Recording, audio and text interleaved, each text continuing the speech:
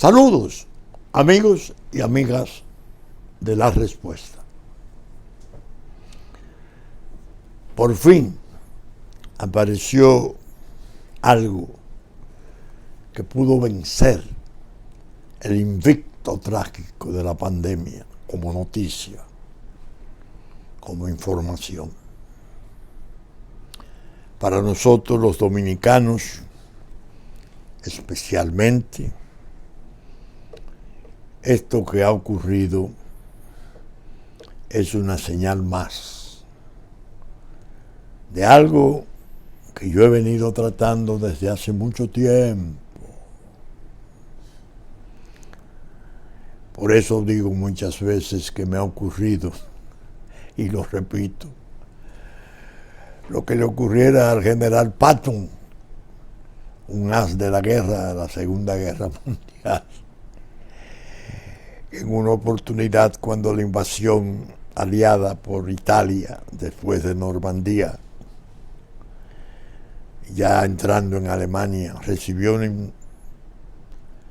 la indicación, la instrucción del general Eisenhower que tomara una determinada población con sus ejércitos. Y Patton, que era un personaje, le respondió: ¿qué hago? Me devuelvo. Hacía 3 días que lo había tomado. Era un personaje pintoresco, pero un héroe de guerra, ¿no? Muchas veces yo a mis amigos les digo, cuando me dicen alguna noticia, te digo como Patton, me devuelvo, camino hacia atrás, examino mis trabajos, tanto de la respuesta como de la pregunta. Pues bien, lo que ha ocurrido en la semana fue definitivamente, para mí, demoledor, pero no sorprendente. Yo he hablado de la llamada saturación criminal del medio. Un medio social va perdiendo su seguridad, el crimen avanza, se hace cada vez más endurecido y despiadado,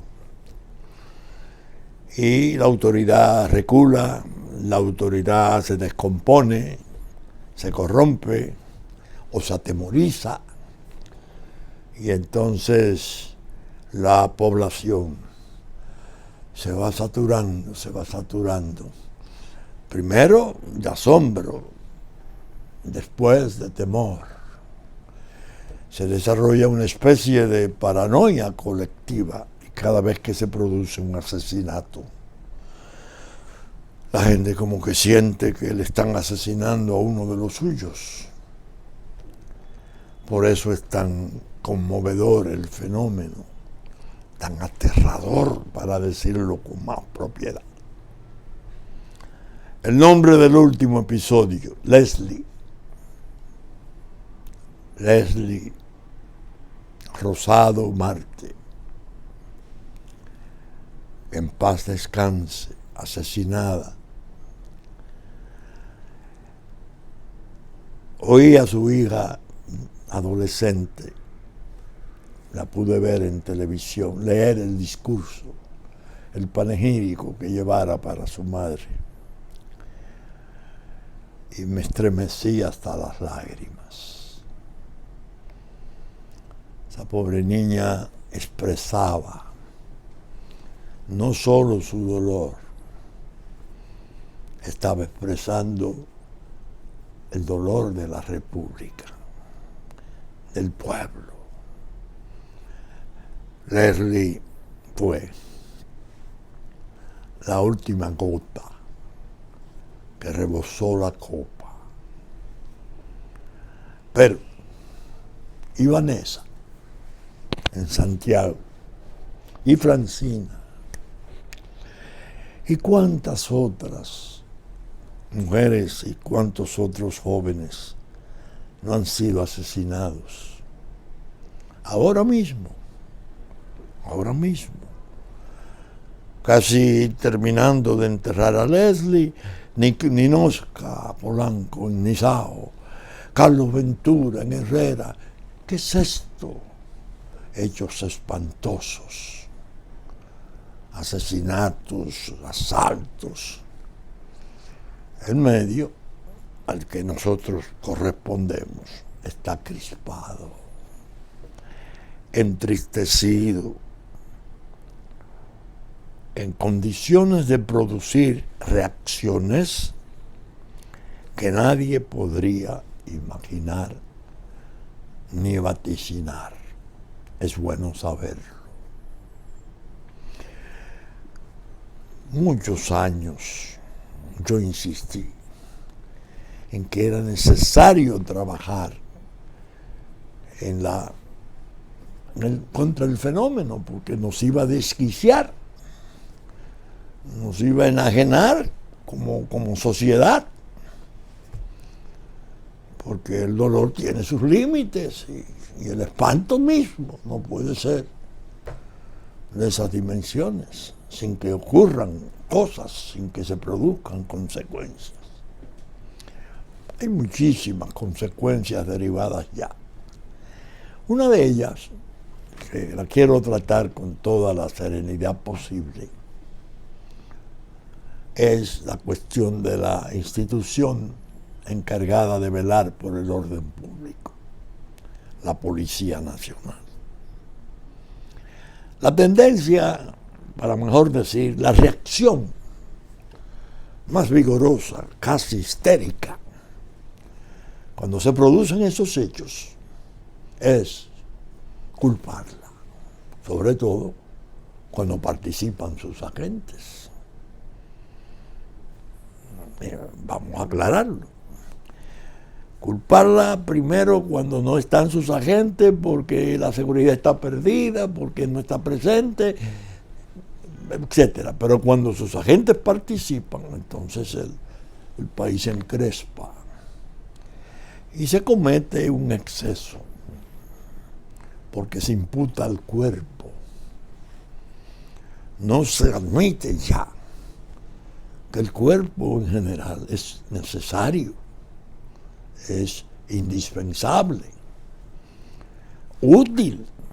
Lo vive demostrando incluso en muchísimos casos que investiga con presteza, lo resuelve, persigue autores, fugados, etcétera, está bien, pero va creciendo el cáncer de sus miembros totalmente desviados, dedicados a otras cosas, sin entusiasmo, sin ideal, por la misión, por el servicio, sino a todo lo que le pueda ofrecer ventajas. O, lo que es peor, el crimen organizado, el internacional, que tiene aquí sus sucursales, sabe manejar eso mucho. O lo soborna, lo atrae y lo utiliza. Y ellos a su vez trabajan con las bandas especialmente de jóvenes desgraciadamente descarriados, hijos de familias rotas, sin formación, que no fueron incorporados al cuerpo. Entonces son parapoliciales en cierta medida, porque esas bandas son usadas muchas veces para cometer los peores hechos. En definitiva, eso se convierte en una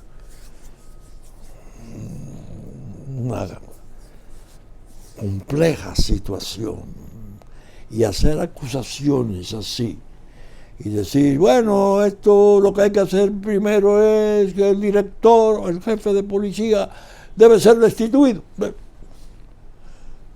¿Qué?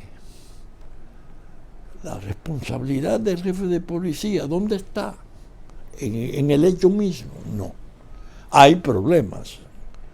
Le pueden censurar a un jefe de policía en determinado momento, falta de energía, falta de imaginación, de descuido en la disciplina, y muchas veces son tan buenos, vamos a decir, tan amables, que no inspiran respeto. Entonces, con una organización que tiene esos peligros enormes de descomposición abajo, cuando la cabeza no es respetada, no inspira respeto, como se inspira respeto en el mundo, se sabe cómo, y eso aumenta la peligrosidad. En definitiva, la policía entra entonces en cierto complejo de persecución de ella, cierta inferioridad, se siente lapidada, degradada y comete errores. En este caso de Leslie hay uno básico: el comunicado explicando cómo ocurrieron los hechos. Un error hijo de la situación en que el cuerpo ha venido a terminar, fruto del acoso, de la saturación criminal del medio. Precipitadamente da una versión y comienzan a aparecer, al paso de los días, videos, testimonios, opiniones, contrariando la versión originaria. ¿Qué debió de hacer una policía serena que no tuviera bajo esos asedios, que contara con la confianza de su sociedad? Bueno, el Ministerio Público, legalmente, nosotros somos parte operativa, pero quien tiene el control de la investigación de este caso total es el Ministerio Público.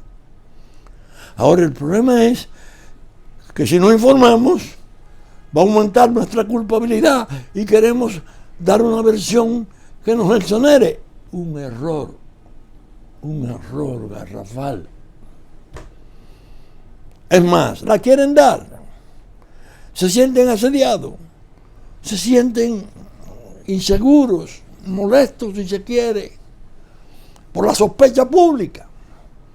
La hija: ven, niña, tú ibas en el automóvil con tu madre cuando fue baleada en la cabeza. Cuéntanos cómo fue. Primera versión.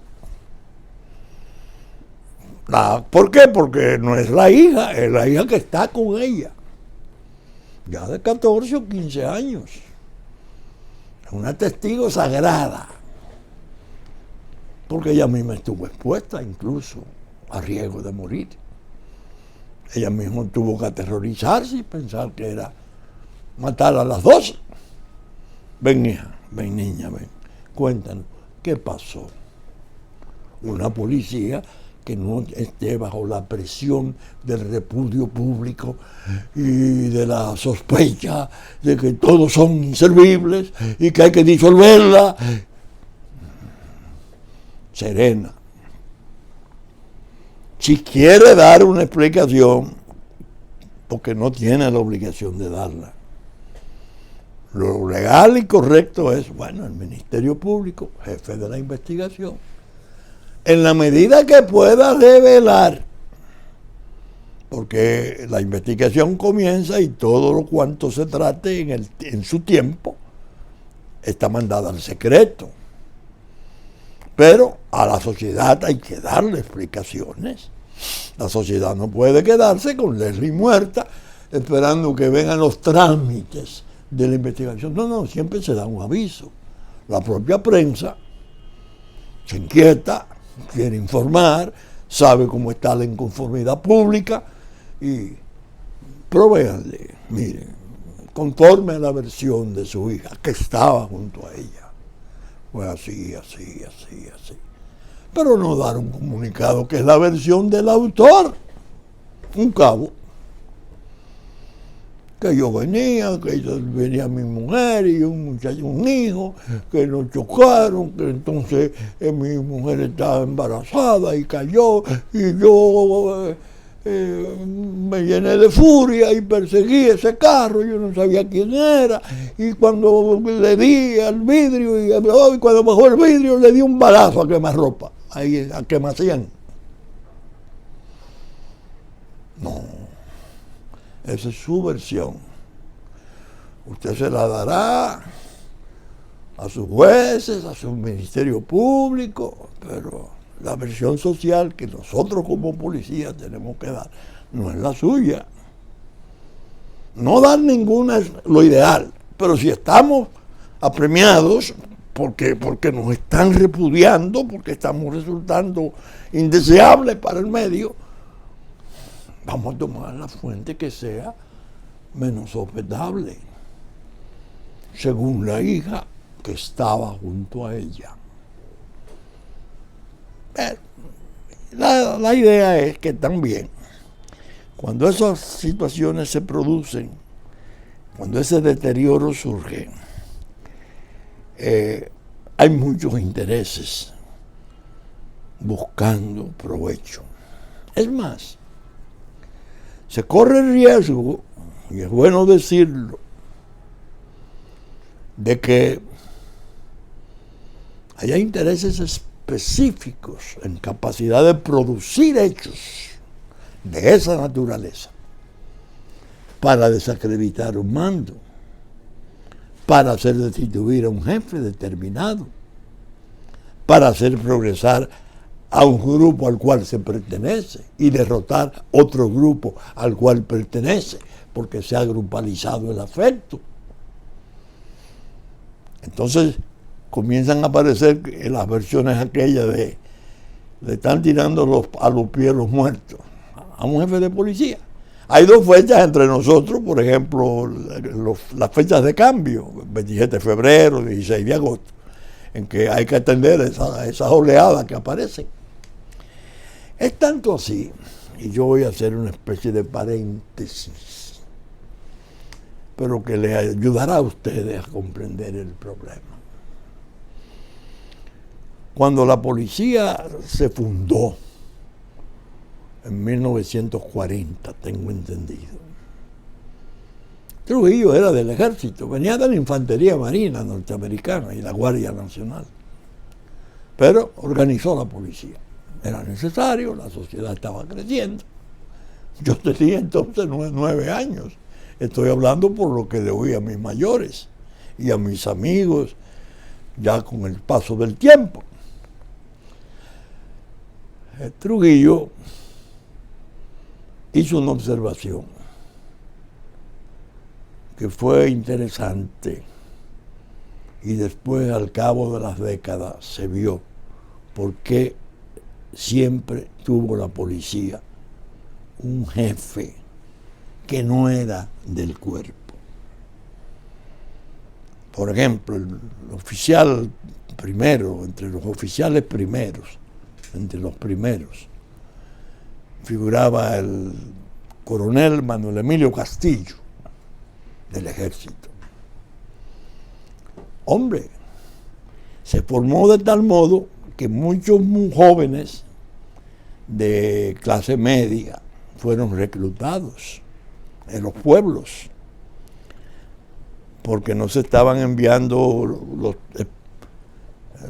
los que provenían de campo como se hacía con el ejército. Como eran policías, entonces en San Francisco yo recuerdo muchos jóvenes, muchos ingresaron, supe después que habían sido policías. Mi tío Tomás, que en paz descanse, abogado, Trujillo lo hizo jefe auxiliar de la policía. Jefe auxiliar, un abogado y un hombre de una conducta intachable y no represivo, un hombre de muchas condiciones. Se entendió desde el principio que no podía ser jefe de la policía un miembro del cuerpo, porque se temía que se grupalizaran y entonces se pudiera usar la propia institución para daños, generar desesperación, asombro público, repudio contra un mando dado. Eso se mantuvo, de tal modo se mantuvo, oigan esto, que hubo 2 tenientes generales, oficiales de 3 estrellas en el ejército. Uno era Fausto Camaño, el padre del coronel Francisco Alberto Camaño, y el otro era Federico Fiallo. Fiallo se caracterizaba por ser severísimo, decían un oficial nazi, honrado al grado que Trujillo en la Segunda Guerra, cuando pidió que organizaran una comisión para controlar la venta de combustible y de gomas y de cosas. Le llevaron una comisión y él dijo, no, comisión no, yo quiero a alguien como Federico Fiallo, que es el único dominicano que no roba. Él admitió que era un ladrón, un organizador importante en la Fuerza Aérea, estando aquí en San Martín. El coronel Fiallo fue determinante, era entonces coronel, llegó a teniente general, lo retira. Al cabo del tiempo, hubo unos incidentes muy penosos en Asua, en el número de Asua, la muerte de Prince Ramírez y cosas, él se complicó y entonces estaba retirado. Una buena mañana, el decreto designando a ese teniente general, pero no como teniente general, sino coronel, jefe de la policía. Todo el mundo dijo, ¿y esto qué es? El gran organizador, el que no robaba, según decía Trujillo, y era verdad, tenía una fama de una probidad absoluta. El severo, hombre, duro, jefe de la policía. Balaguer más o menos siguió la tendencia. El general Guzmán Acosta, el general Enrique Pérez, el general Neinibar, el general Lluveres, eran generales, evitando que conspiraran desde adentro contra una jefatura, porque les resultaba inútil si el que vendría a sustituirlo no era del cuerpo. Fíjense qué rejuego dentro de un régimen de extrema fuerza venía. Después se comenzaron a profesionalizar las cosas, que eso era una aberración, que tenían que ser, bueno, su ley lo declaró así, y eso ha tenido siempre ese enigma. Que muchos hechos se producen graves en esas fechas que refiero de destituciones, pero ahora se pueden estar produciendo no en fechas de destituciones, sino en el curso de este tiempo tan difícil, tan raro, donde hay propósito de todos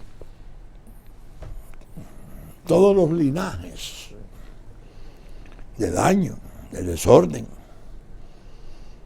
de crear situaciones de desasosiego, de desestabilizar la República.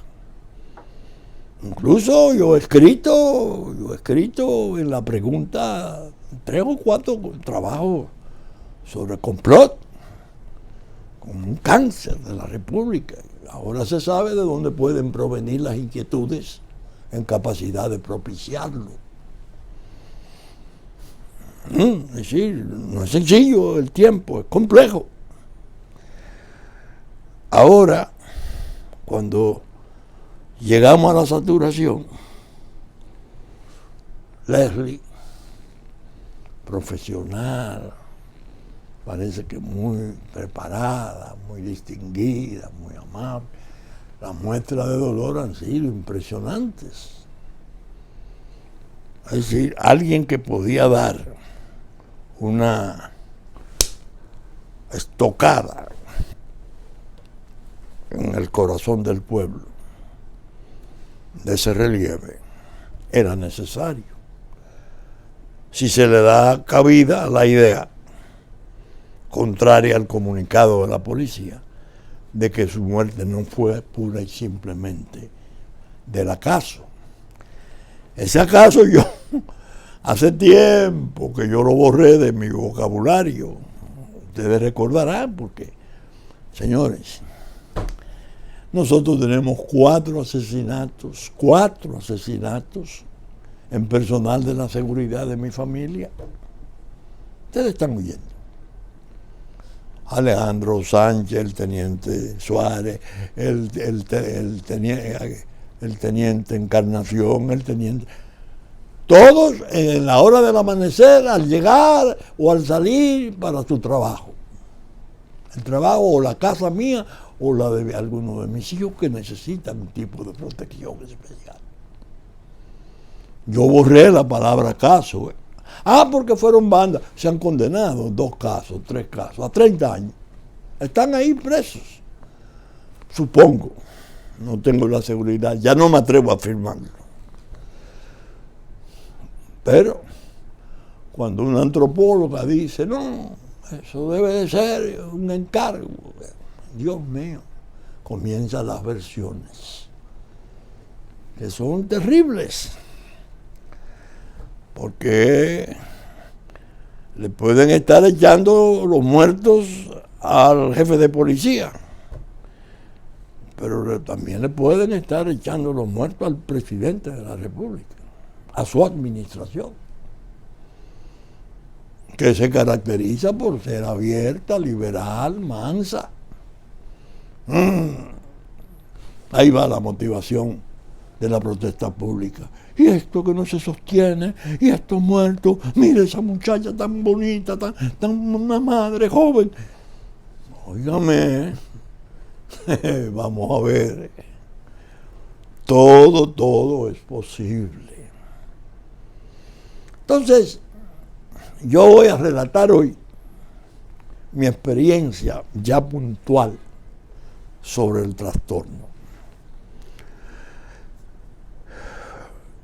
Le dije al presidente Medina, porque ya había mucha descomposición, muchos problemas parecidos a este, no con un punto de saturación como el de Leslie, pero gravísimos casos. Se hablaba de la necesidad de reformarla. Yo le digo, mire, presidente, yo tengo un amigo, 2 amigos en Colombia, que los conocí cuando yo era presidente del Consejo Nacional de Drogas. Ellos eran representativos de la Autoridad de Interdicción de Drogas de Colombia. Uno, el general Rosso José Serrano, jefe de policía, y el otro, que lo conocí siendo muy joven, en Bahamas, en una conferencia de Oscar Naranjo, que después llegó a ser jefe de la policía, declarado el mejor policía del mundo, que cuando fue retirado el presidente Santos, a la renuncia del vicepresidente, de su vicepresidente, lo llamó y lo hizo vicepresidente con la aprobación pública. Un jefe de policía que lo llevan a la vicepresidencia de la República, sin protesta, sin objeciones, sino admitiéndolo como realmente un exponente sobresaliente. Oscar Naranjo. Le digo al presidente, si usted me autoriza, yo lo puedo invitar a Oscar Naranjo. Especialmente me refería a Oscar Naranjo. Así como no, escríbale y dígale que es una invitación mía. Yo le dije, bueno, que venga casi como un tipo de invitado del gobierno, no de la policía. Bueno, le escribo una carta, me responde su oficina en de Bogotá, que él no podría estar a complacerme en la invitación, porque estaba representando, era parte de la delegación colombiana en las conversaciones de paz con la FARC en La Habana. Que tan pronto él terminara su trabajo allí, él estaría en disposición de hacerlo, con la cortesía de un oficial realmente muy calificado. No se pudo. No vino Oscar Naranjo. ¿Por qué yo apelé a Oscar Naranjo? Porque vi en mi vida de penalista, de estudioso del fenómeno de la droga, los gravísimos trastornos de las policías del mundo. Casos extremos, por ejemplo, New Orleans. New Orleans llegó un momento en que la policía era un desastre. No se sabía en realidad si era una policía o era una cueva de bandidos uniformados. Los norteamericanos, el Estado, apeló a un coronel afroamericano, héroe de la guerra de Vietnam. Tu nombre lo tengo en mis archivos, no lo recuerdo. Entonces describen en ese informe el papel brillante de ese hombre para organizar esa policía. La convirtió en un modelo. Bueno, ya tenía la información del caso de Marsella, en Francia. En la primera presidencia del general de Gaulle, recién terminada la guerra, Marsella era Sodoma y Gomorra, un desastre. El Paris Match escribía y decía que no se podían distinguir los bandidos de los policías en Marsella. El general de Gaulle, presidente entonces, habló con el general Leclerc, que era el jefe de ejército que él tenía en la Segunda Guerra, que estaba depuesto en Alemania, en Berlín, y trajeron de Berlín a Marsella un regimiento militar con el general Leclerc, héroe de guerra. Y yo recuerdo que en Paris Match fue, o Life, una de esas revistas importantes, aparecían unas fotografías de los policías oficiales, clase, policías rasos de Marsella, en paños menores, en un patio, rodeado del ejército. Lo pusieron en paños menores para depurarlo. Y la depuración fue un espanto, porque fue un altísimo porcentaje el segregado. Un examen entonces cuidadoso, de hoja de vida, de antecedentes, exámenes psicológicos y hasta de grado psiquiátrico. Una serie de psicópatas y de locos uniformados haciendo barbaridades. Y una depuración, bueno, a lo de Gaulle. Ya sabía lo que había hecho un ex juez de la Suprema Corte de Justicia, de la Corte Suprema de Gran Bretaña, retirado. Eso lo mandaron a arreglar la policía de Hong Kong, que llegó a ser la más corrupta del mundo. El magistrado, tengo su nombre en archivo, escribió la historia de la conversión de la policía de Hong Kong a llevarla a ser la más ejemplar, la superior, la más organizada, la más eficiente del mundo. A mí me quedó la idea de que en Colombia Oscar Naranjo había logrado algo parecido. me daba la impresión favorable el hecho de pasar a ser oficial jefe de policía retirado, vicepresidente de la República, con el apoyo de la población, considerando que era correcta, que era confiable. Esa es una condecoración social inimitable. Por eso sugerí a Oscar Naranjo. Ahora veo el presidente Abinader, una comisión con la mala fama que tienen las comisiones, de que cuando usted quiera que un asunto no se resuelva, designe una comisión. Y por eso me atrevo desde aquí, claro está, a sugerirle al presidente Abinader. No es una comisión buscada de sectores.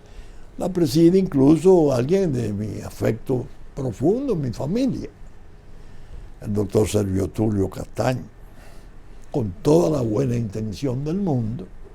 No es lo que se necesita en el momento.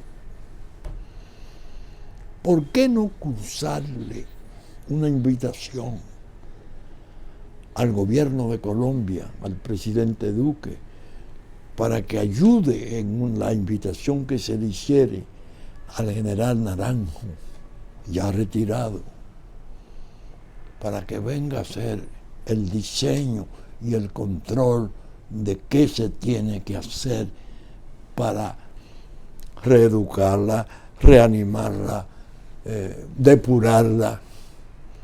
Un hombre, naturalmente, de un prestigio establecido. Ese es un esfuerzo que podemos hacer. Tenemos el antecedente. Yo me ofrezco voluntario, si me dieren la indicación, de volver a repetir mi carta.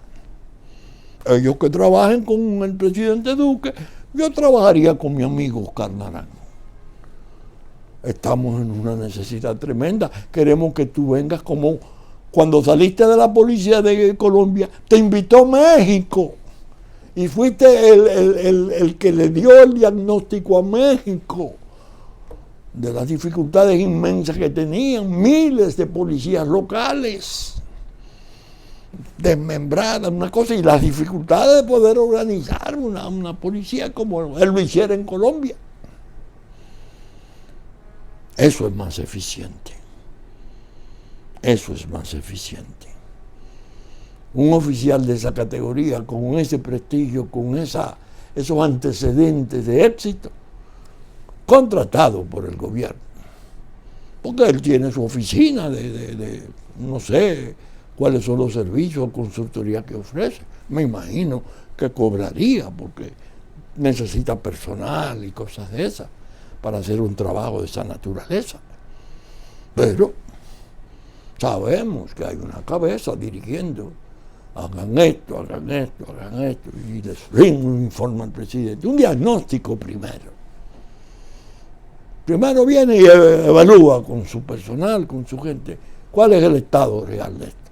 Tiene entrevistas con los jefes de los departamentos, con ex jefes de policía, que le den su opinión, y con políticos incluso, que lo va a oír a todos, para poder formar un tipo de criterio sobre qué debemos hacer.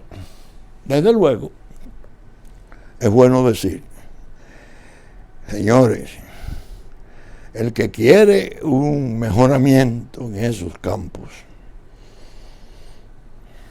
y tener una policía eficiente, una policía confiable, absolutamente confiable, que la voz del policía sea de fe pública, es un trabajo. Y el gobierno tiene que prepararse a invertir en eso recursos, comenzando porque el salario hay que revisarlo a fondo y hay que multiplicarlo, no sé por cuánto, porque no se puede mandar a un sujeto ganando algo que no le permita vivir para que entonces con una pistola, un escudo, un uniforme viva en el seno de la sociedad, porque va a tener las tentaciones, por un lado, los sonsacamientos, y por otro lado va a tener las necesidades, y te lo van a vencer, te lo van a captar, darle estatus. Ah, bueno, espérate, esa es una posición bien pagada, es muy digna. Ser eso no es cualquier cosa, ahí no es un enganche. Fulano vino, lo recomendó un primo, una que sé yo qué, un amigo, o alguien da un dinero para que lo nombren. ¿Qué es eso? No puede ser. Por eso yo quería dejar este tema, sustituyendo en primer lugar, por primera vez en cerca de 2 años, la prioridad que le hemos dado a la pandemia. Pero esta es el virus que la mantiene, es malo de bañar, es un loco asesino, no cede,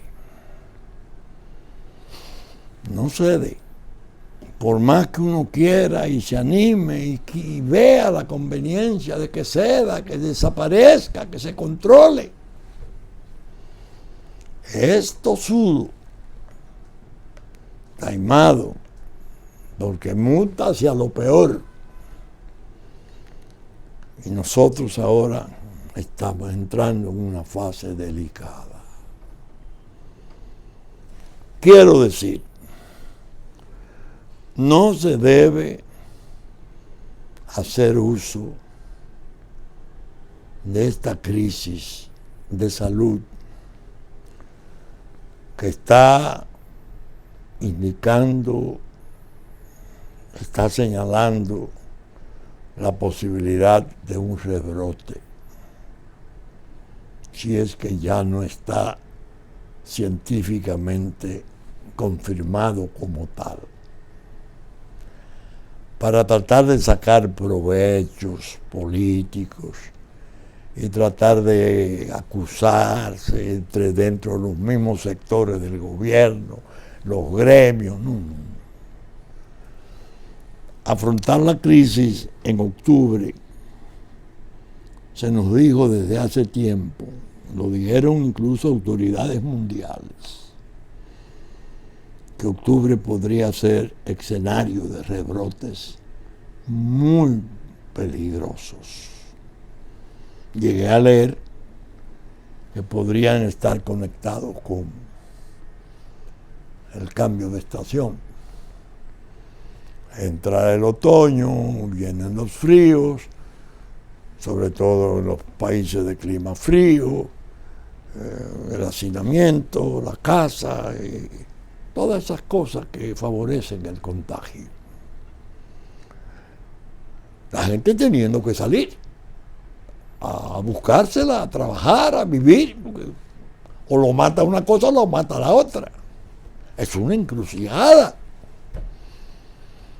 Yo dije en este programa que el presidente se estaba, cuando abrió totalmente, y ahora veo que se liquidó el toque de queda. Bueno, bien, se estaba jugando la ruleta rusa,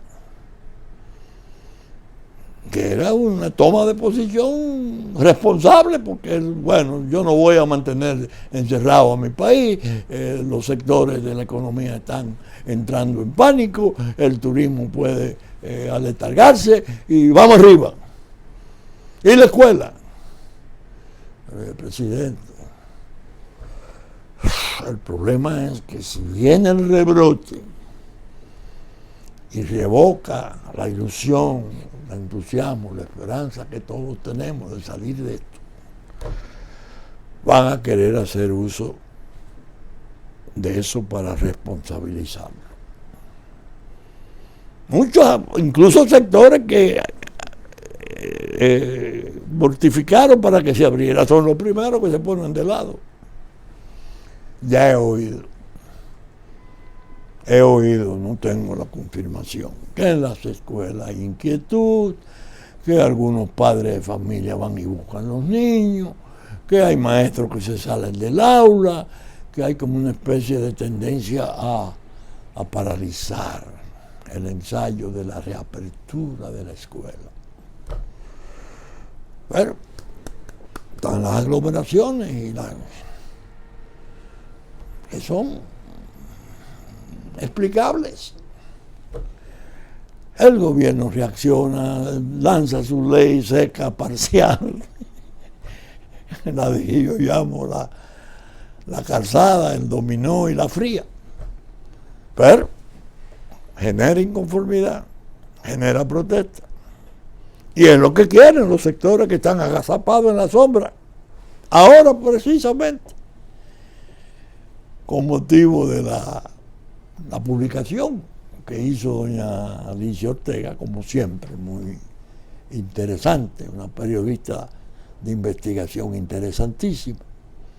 La mención del presidente con un offshore en una de las islas, creo, tengo entendido, no sé cuál. Eso ha creado un escándalo porque figura el presidente Piñera de Chile y el presidente Lasso. Bueno, y una vez a sacarle capital político a eso. Óigame, se ha llegado al exceso incluso de poner en tela de juicio la probidad de José Rafael Abinader. ¡Qué bárbaro! Lo que lo conocimos desde joven. Cómo vivió, cómo luchó, el tipo de esfuerzo. Hasta eso. ¿No? Y ahora veo un desatino que la ONU, el propio gobierno la propone, pero ¿cómo vamos a exponer al presidente de la República a un examen y un fiscal que decide ONU? ¿De qué? Entonces el ex procurador Domínguez Brito, una especie de héroe social que ha salido, ¿no? Acepta el reto y le dice al presidente Abinader, no tiene moral para la reforma fiscal, porque él tenía capitales escondidos. Mire, y los codinomes que tiene doña Alicia con los nombres de un robo de 39 más 15 millones de dólares en el caso de Brecht. Usted hizo, siendo procurador, esfuerzo para llamar a doña Alicia y decirle, quiero saber, dígame. No, yo no lo doy porque este es el Sindicato Internacional de Periodistas de Investigación. Bueno, pero es una exigencia, eso es muy grave. Usted no hizo esfuerzo de eso. Y le viene ahora a pedir al presidente Abinader que explique el fideicomiso de la familia. Por Dios. Y todo ese tigueraje enriquecido con miles de millones de pesos y dólares. Está encantado. Empatamos el juego. ¿Por qué? El gobierno ahí no tiene excusa. Porque el gobierno hizo, el presidente, un gesto enorme con la manumisión, con la liberación del Ministerio Público hacia la independencia. Pero no ha estado activo en el proveimiento de la documentación de tantas acusaciones graves pendientes de ser conocidas. ¿Por qué? Secretario Paliza, hágame el favor. Hombre, creo que usted mismo figura con su familia en un fideicomiso, como el 99% de esta sociedad, de empresas, de cosas tienen offshore que legalmente están autorizadas a existir. ¿Qué ha pasado con los papeles de la visita sorpresa? El Ministerio Público me dice que eso lo ha solicitado 2 veces y usted no lo ha enviado. No, no, que no hay papeles. No, que el disco duro se perdió. No, mande eso a Fiscalía. Ministerio de Hacienda, Ministerio de tal cosa, Ministerio de la Presidencia. Provean a los acusadores públicos de todo el material que sirva para dar base a un proceso de ajusticiamiento de verdad de estos grupos que andan ahí. torvos, sombríos, locos porque se arma un desorden. En la primera manifestación de protesta pública que con cualquier motivo surgiera, van a andar sus capitales propios y de sus asociados. Sus asociados se sabe de dónde. Lo que le dieron dinero a mansalva para la campaña. Lo que trabajaron años en la forma que lo hicieron en los últimos 4 años. Van a hacer invivible el país. ¿Por qué? Porque es un río revuelto. ¿Quién va? Es un borrón y cuenta nueva, una amnistía lo que se impone. Nadie es culpable de nada.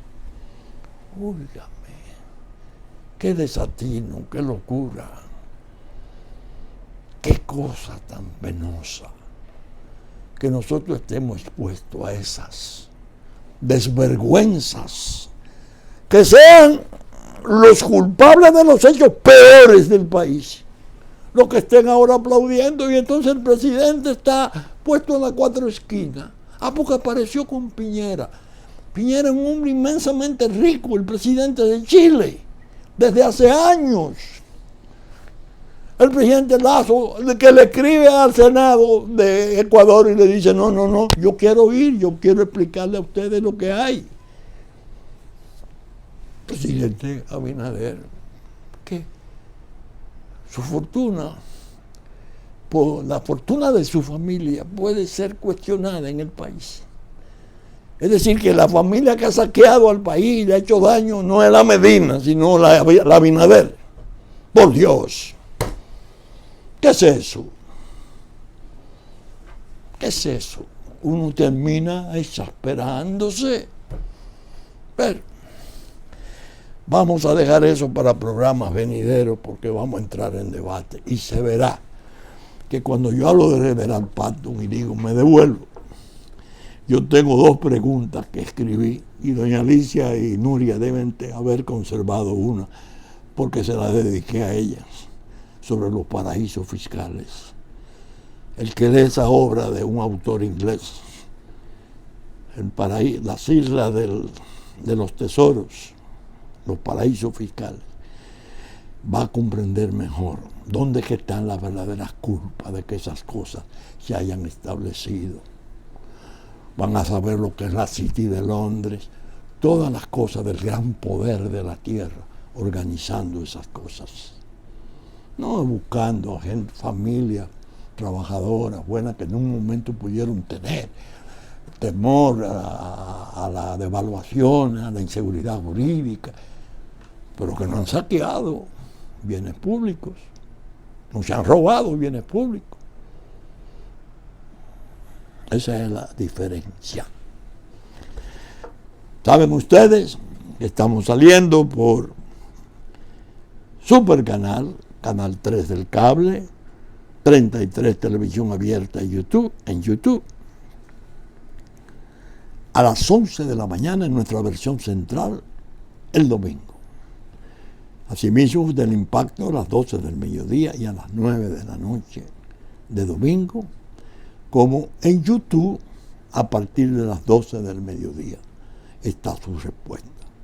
Con la gracia de Dios esperamos estar con ustedes en la entrega de una nueva respuesta el próximo fin de semana. Muchas gracias y hasta entonces.